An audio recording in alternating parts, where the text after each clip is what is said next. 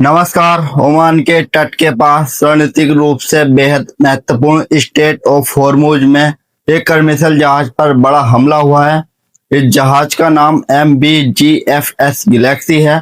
सबसे बड़ी और चिंताजनक बात यह है कि इस साइप्रस के झंडे वाले कंटेनर जहाज पर 11 भारतीय नाविक सवार थे।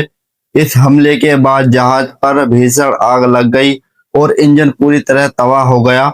भारत सरकार के विदेश मंत्रालय MEA ने इस घटना पर तुरंत आधिकारिक बयान जारी किया है। 11 भारतीयों में से 10 को सुरक्षित बचा लिया गया है, लेकिन एक भारतीय नाविक अब भी लापता है।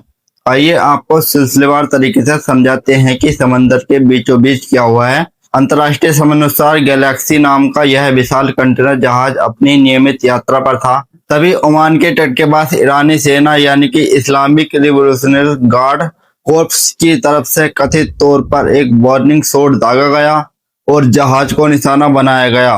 अमेरिकी सेंट्रल कमांड के मुताबिक यह हमला इतना जोरदार था कि जहाज के इंजन रूम को भारी नुकसान पहुंचा और उसमें भीषण आग लग गई।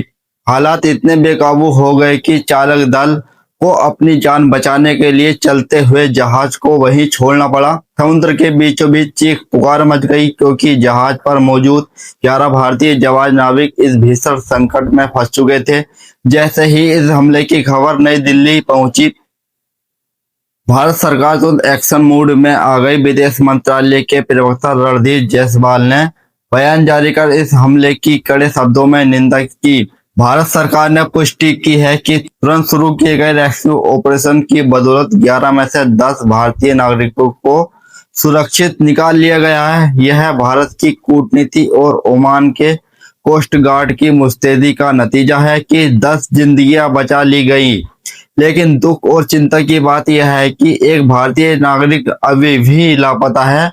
ओमान की राजधानी मस्कट में स्थित भारतीय दूतावास लगातार वहां के स्थानीय अधिकारियों और रेस्क्यू टीमों के साथ कोऑर्डिनेट कर रहा है। समुद्र की लहरों के बीच उस एक लापता भारतीय भाई को ढूंढने के लिए बड़े पैमाने पर सर्च ऑपरेशन चलाया जा रहा है। अब सवाल उठता है कि निर्दोष कमर्शियल जहाजों को निशाना क्यों बनाया जा रहा है।